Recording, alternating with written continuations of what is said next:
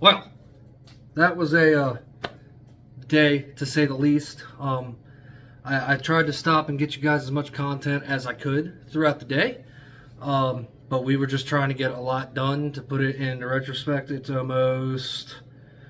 I believe it's almost 10 o'clock now. I started before 9:30 this morning on everything. Bunch of stuff done. I will show you guys that in a second. We did encounter some issues that had to be solved along the way.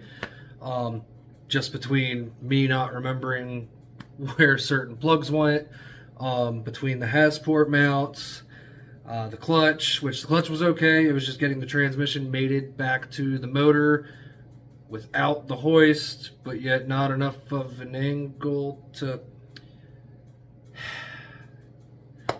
Yeah, it was fun. Anyway, so like I said, I'll give you kind of an overview of what all we did today. Sorry, I'm all clean now. After today, I had to go in. I had to immediately hop in the shower. Between being covered in fiberglass from heat wrap and laying on the floor and grease and oil, drilling through some aluminum and getting the shards all over me and just everything all over my face. Halfway through the day, I said screw it and just stopped wearing gloves altogether. So everything that was on my hands was getting all over my arms, my neck, my ears, all of it, which is fine. You know, I'm used to it, but the fiberglass has really did it.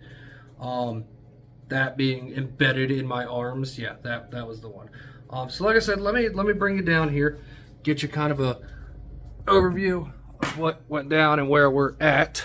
So the motor is in. That is the plus. It definitely looks extremely messy right now. The oil feed for the turbo is not hooked up. Turbo blanket's not on there yet.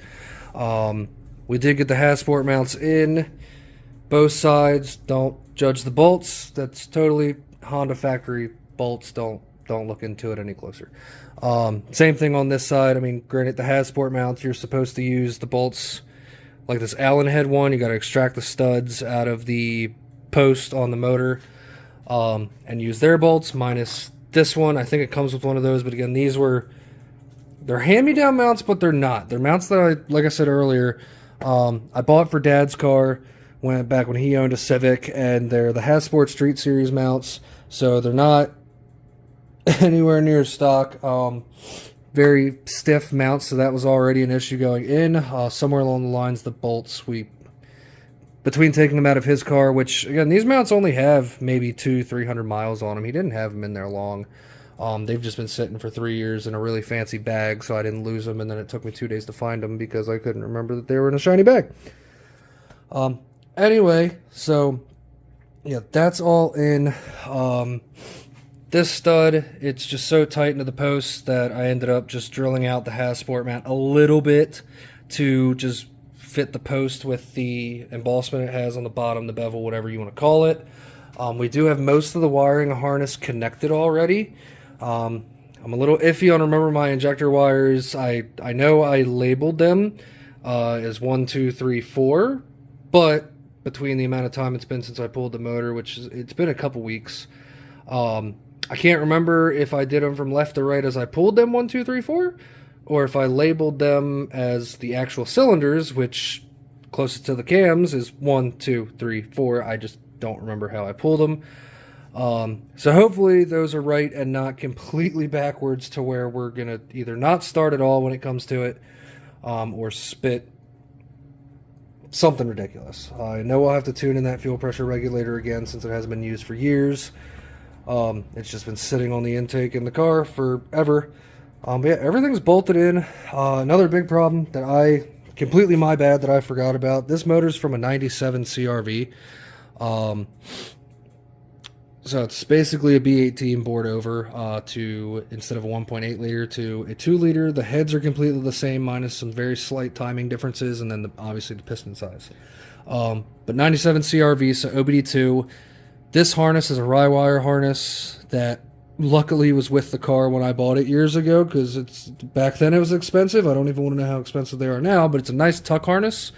Minus that corner there, that'll still need cleaned up at some point. But most of it's tucked. I mean, other than that right there and the loom I put for the fuel injectors, typically you've got wires plugged into shock towers and running all which this way, and Same thing over here, running this way. No, it's all nice and tucked under the intake manifold there, except for the corner that we're not going to pay attention to. But anyway, so OBD2 motor, OBD1 car. I completely blanked that the plug for the alternator is a different style. And actually, while I'm out here, I need to check my old distributor, which I believe is over here, and see if I was running 2 wires. Yep, okay, so I do also have to I have to swap this distributor over, which is completely fine with me, because that one's got a new ignition coil in it, or ICM, ignition control module. It's got a brand new rotor. I rebuilt this thing like 5 separate times with brand new parts, and there wasn't many miles on the last time I actually rebuilt it. So I will have to swap that over, which isn't a big deal. It literally just bolts in. That's the great part about Hondas, is they just changed electrical connectors, but everything else stayed the same. So yeah, got to swap the distributor over, swap the alternator over from the old motor that I pulled out. Other than that, everything should plug in. A couple plugs I still got to figure out, like this guy right here. I don't actually remember what he went to, or if that's for an automatic transmission possibly. Don't know. I mean, everything's plugged in there. Everything's plugged in back there. So I don't know. I'll have to find it. This isn't going to stay this way. It's there for now. I was hoping I could use the CRV dipstick because it was much taller. I didn't do the mathematicals of how much taller it was to where it hits the hood when you try to shut it. So for now, we just bent it. Unfortunately, I'll probably end up running the old dipstick once it's been running for a little bit and driving. Not long, but the only pain is it puts the actual pull tube way, like, you can still reach it in between the manifold there, but it's just way further down, and it was a pain to grab before, which it's going to continue to be a pain to grab now.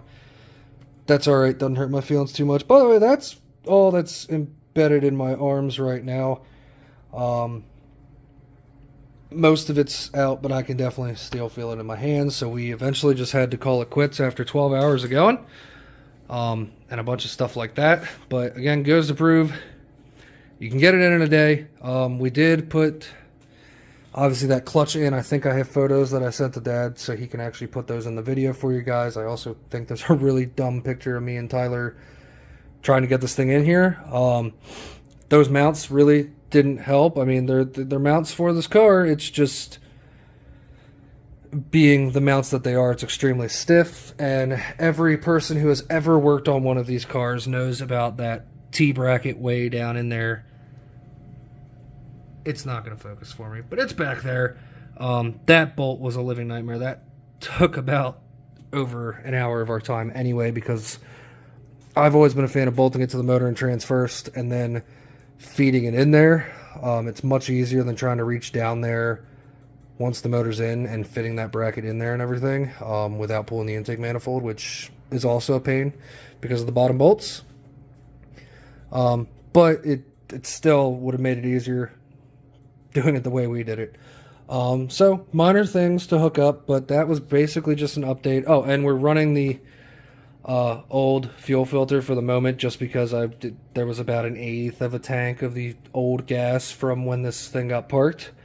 I don't want to run that through that new fancy filter that I have. I would rather just blow it all out of here, which I'm going to blow it out of the line.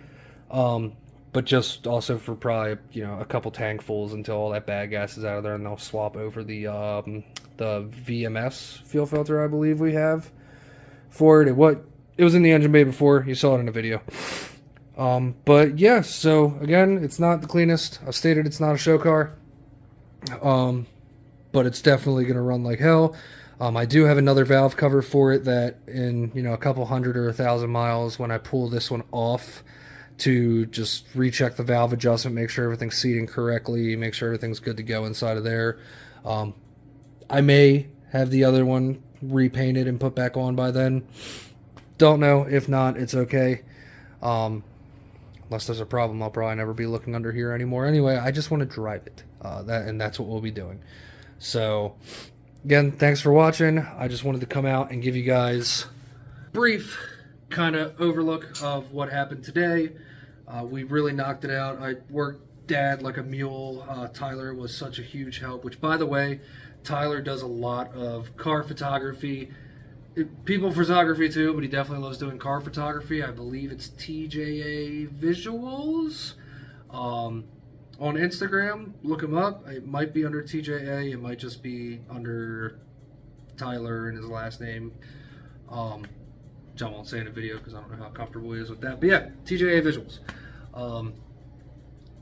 Especially if you're around the area, York, Hanover, Gettysburg, shoot, even Harrisburg, Westminster, Hampstead, Manchester, anywhere within a decent area.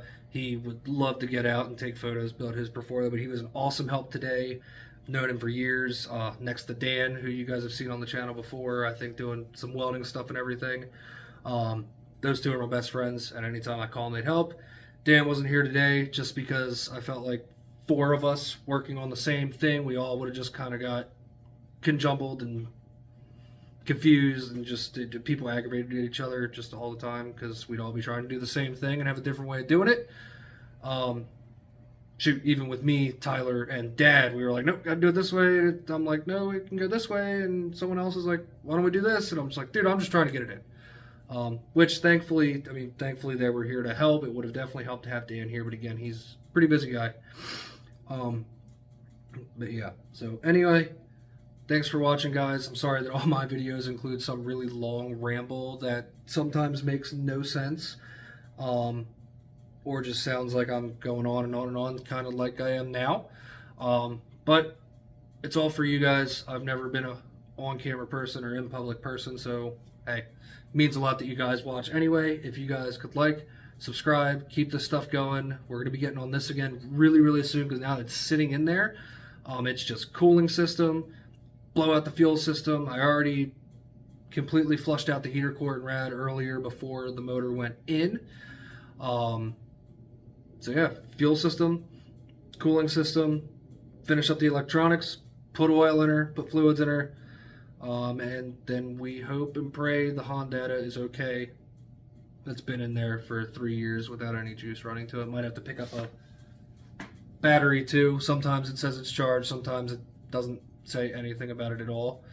But again, yeah guys, thank you. Like, subscribe, that way we can keep getting you guys stuff to watch and hopefully learn something or listen to me ramble like I typically do.